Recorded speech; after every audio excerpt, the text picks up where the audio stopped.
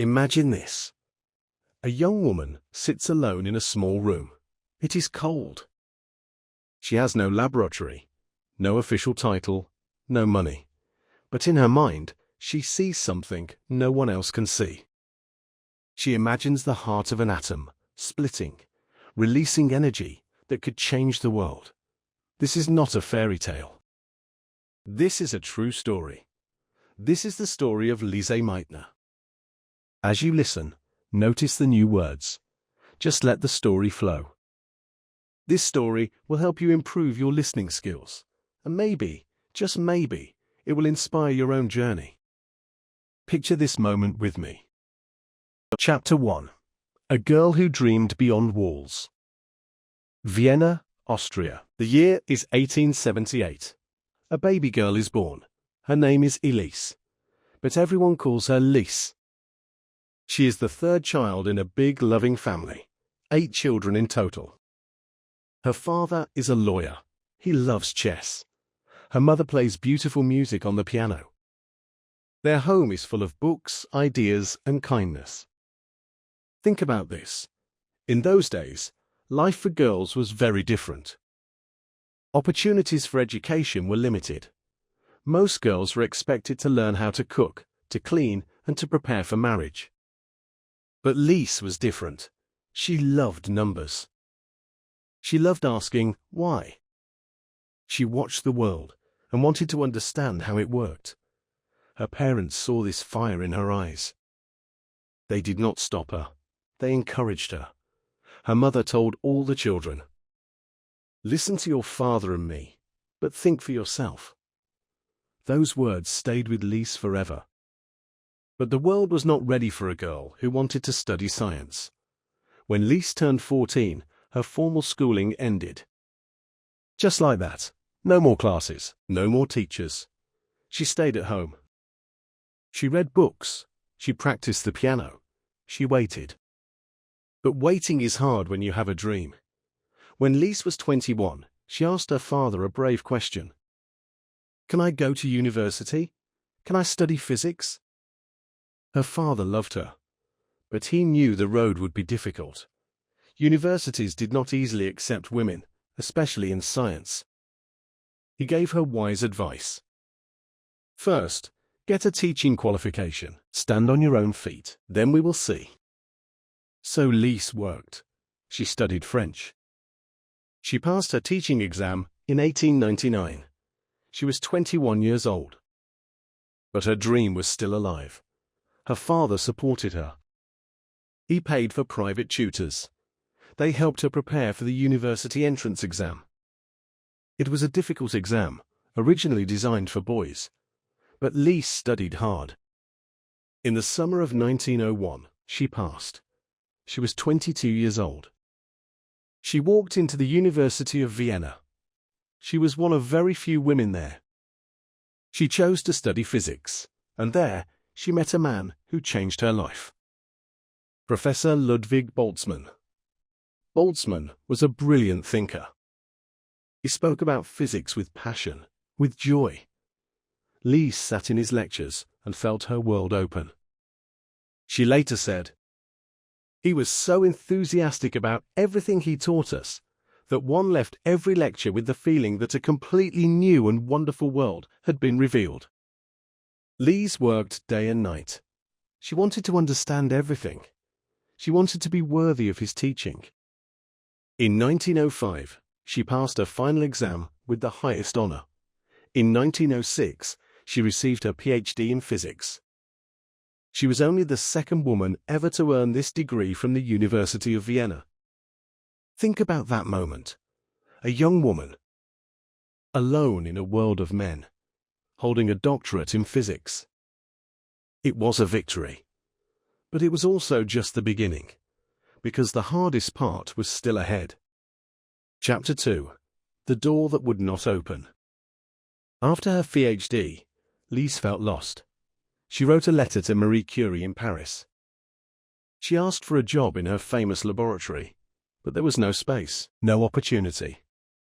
So Lise returned to Vienna. She taught high school physics during the day. At night, She did small research projects at the university. She hoped for a real position. A chance to do science full-time, but nothing came. Then she had another idea. She wrote to Max Planck. He was one of the greatest physicists in the world. He worked in Berlin. She asked if she could attend his lectures for one semester. This was not a simple request. In Berlin, women were not allowed to be official students. They could not enroll. They could not get a degree. But Planck said yes. He welcomed her. So in September 1907, Lise Meitner left Vienna. She traveled to Berlin. She did not know it then, but she would never live in her hometown again. Berlin was exciting. It was full of ideas, full of discovery. But it was also full of barriers. The physics department welcomed her. The chemistry department did not. Chemists believed women did not belong in their labs. They would not give her space. They would not give her equipment. But Lise did not give up. She met a young chemist named Otto Hahn. He was kind. He was curious. He believed in her work. But even Hahn could not give her a proper lab. So they found a solution. They used a small carpenter's workshop. It was never meant for scientific research. It had sawdust on the floor. It had tools on the walls. But they made it work. They set up their equipment. They began their experiments. For many years, they did not even use first names.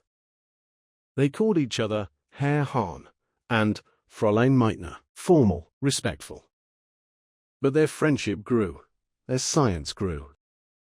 Together, they made important discoveries. In 1908, they identified a new radioactive form of the element actinium. In 1909, they discovered radioactive recoil. Picture this. An atomic nucleus fires out a tiny particle, like a gun firing a bullet. The nucleus moves backward just a little. But that movement, it could be used to purify elements. To understand the atom better, it was a small discovery. But it mattered. Lise published papers. She spoke at conferences, but still, she had no official title. No salary, no security. She depended on her father's money. She lived simply. She focused on her work.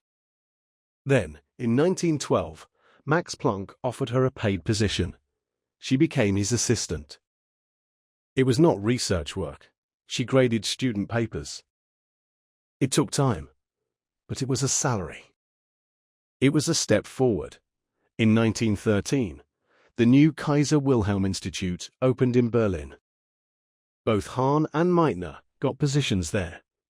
Finally, at age 34, Lise Meitner received her first real salary. She was financially independent, but the world was changing. In 1914, World War I began. Like many scientists, Lise felt she must help. She trained as an X-ray nurse. She traveled to the front lines. She helped wounded soldiers. She saw pain. She saw courage. She returned to research in 1916, but part of her heart stayed with those soldiers. In 1917, Lise and Otto Hahn made another important discovery. They found a new form of the element protactinium. This form lasted a long time. It allowed scientists to study the element properly for the first time. For this work, Lise received the Leibniz Medal. It was a great honor. She also became the director of radiation physics at the Kaiser Wilhelm Institute. Slowly, her reputation grew. In 1922, she was among the first to explain the process later known as the Auger effect. It was a small but important piece of the atomic puzzle. In 1926, something huge happened. Lise Meitner became a full professor of physics at the University of Berlin. She was the first woman in Germany to hold this position. Think about that. A woman teaching physics at the highest level.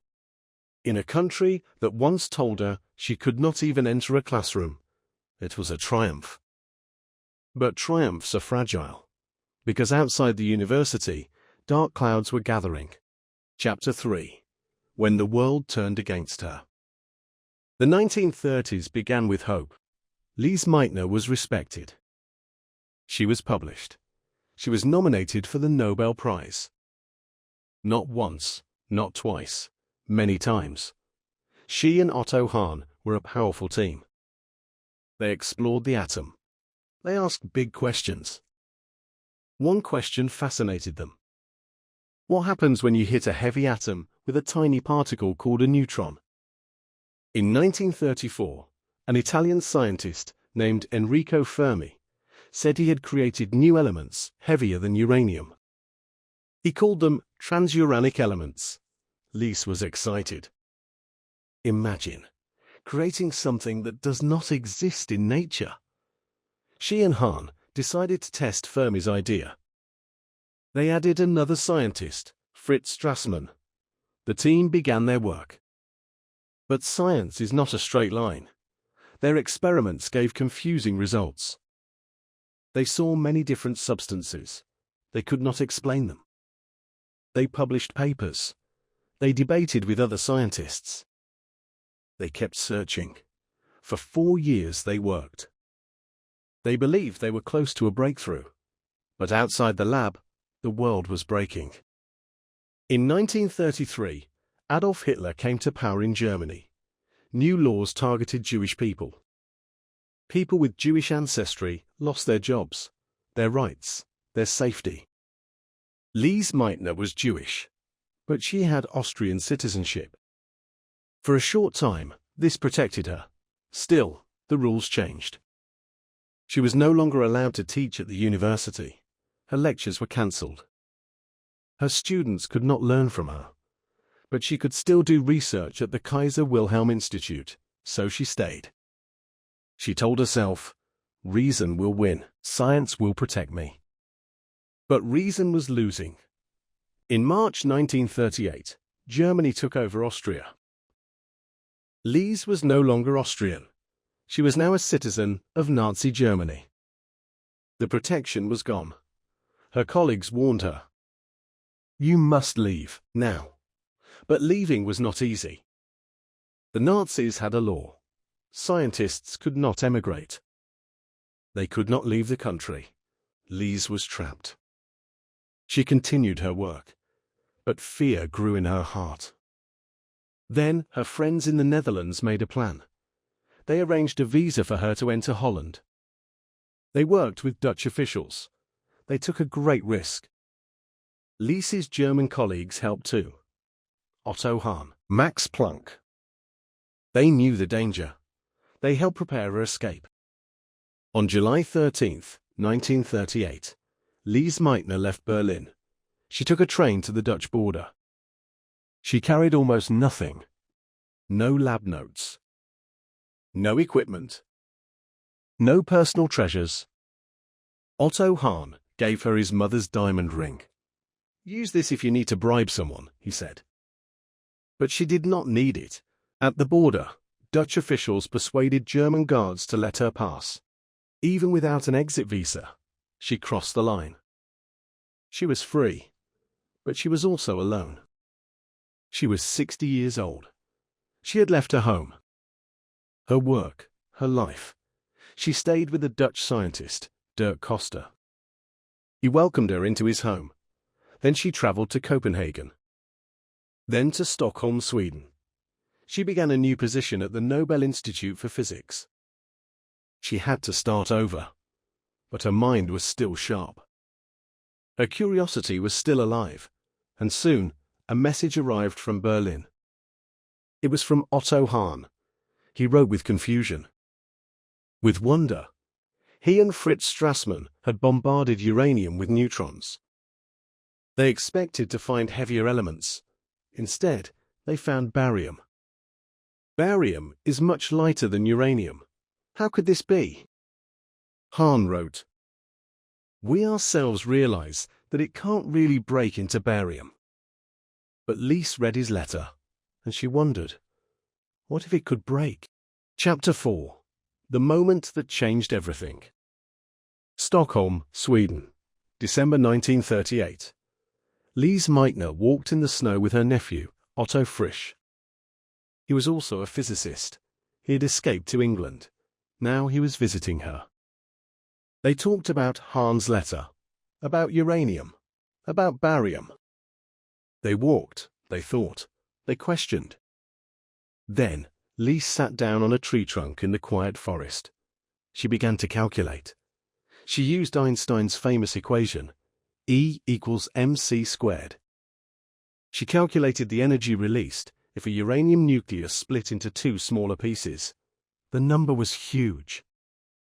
About 200 million electron volts per fission event. That was enormous energy, from one tiny atom. Lise realized. This was not just a chemical reaction. This was something new, something powerful.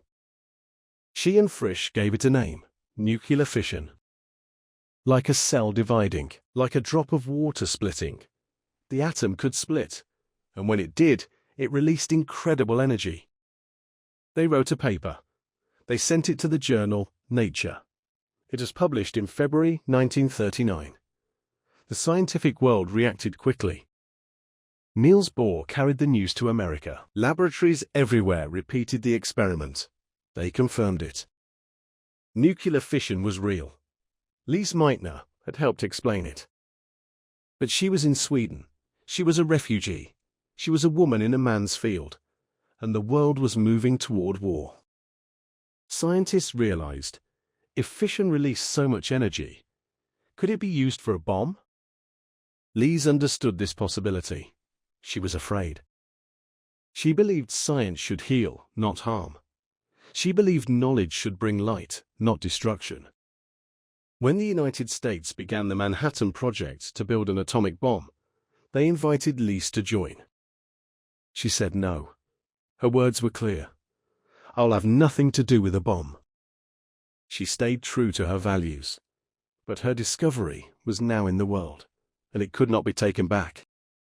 In 1944, the Nobel Prize in Chemistry was announced.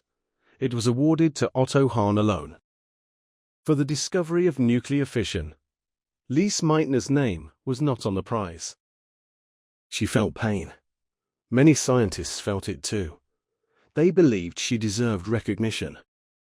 Hahn later gave her part of his prize money. She donated it immediately to a group promoting peaceful uses of atomic energy. She never spoke badly of Hahn. She valued their friendship. But the omission hurt. She was nominated for the Nobel Prize 48 times in her life. 19 for chemistry, 29 for physics. She never won. But Lise Meitner did not work for prizes. She worked for understanding. After the war, some called her the mother of the atom bomb. She rejected the title. She believed nuclear energy should be used for medicine, for power, for peace. Not for weapons. She traveled, she lectured, she inspired young scientists, especially women. In 1949, she received the Max Planck Medal. In 1966, she received the Enrico Fermi Award, shared with Hahn and Strassmann. And in 1997, long after her death, element 109 was named Meitnerium in her honor. A permanent place on the periodic table. For a woman who once could not enter a chemistry lab. Chapter 5. A legacy that never splits. Lise Meitner lived a long life. She never married. She had no children. But she had a large community of scientists, students, and friends who loved her. She loved long walks in nature. She loved classical music. She loved quiet evenings with a good book. When World War II ended, she learned the full horror of the Nazi crimes. She decided she could never live in Germany again. She became a citizen of Sweden and later also of Austria. She worked in Stockholm until she was 75. Then she retired. In 1960, she broke her hip. She moved to Cambridge, England, to be near her nephew, Otto Frisch, and his family. She died on October 27, 1968. She was 89 years old. On her gravestone, Her nephew wrote words that capture her spirit. Lise Meitner, a physicist who never lost her humanity. Think about that phrase. Never lost her humanity. In a century of war, of prejudice, of great scientific power, she held on to kindness, to integrity, to hope. She faced barriers as a woman. She faced danger as a Jewish person. She faced exclusion from the highest honors. But she never stopped asking questions. She never stopped believing in the power of knowledge. And she never used her knowledge to hurt others. What can we learn from Lise Meitner? First, dreams are worth fighting for. She wanted to study physics when the world said no. She kept going. She found a way. Second, courage is not the absence of fear. It is moving forward despite fear. She escaped Nazi Germany with almost nothing. She started over in a new country at age 60. That takes courage. Third, true success is not about prizes or fame. Lise Meitner changed our understanding of the universe. She helped unlock the energy of the atom. But she measured success by her integrity, by her contribution to peace. Fourth, kindness matters. Even when she was hurt by the Nobel decision, she did not become bitter. She valued friendship. She helped others. She stayed true to her values. As you listen to this story, notice how you feel. Maybe you feel inspired. Maybe you feel sad. Maybe you feel hopeful. All these feelings are okay. This story helps you improve your listening skills, and maybe it helps you believe in your own journey. If you enjoyed this story, don't forget to like, subscribe, and turn on the notification bell. Your support helps us create more stories like this. Stories that teach English and teach us about the amazing people who shaped our world. Now I want to ask you something. Think about this question. What is one dream you will never give up on, no matter what obstacles you face? Write your answer in the comments below. Share your hope, your courage, your story. Many people will watch this video, but only a few will comment. Be one of them. Thank you for listening. Thank you for learning. And remember, your mind is powerful. Your dreams matter. And your humanity, that is your greatest strength. Until next time, keep learning, keep growing, keep believing.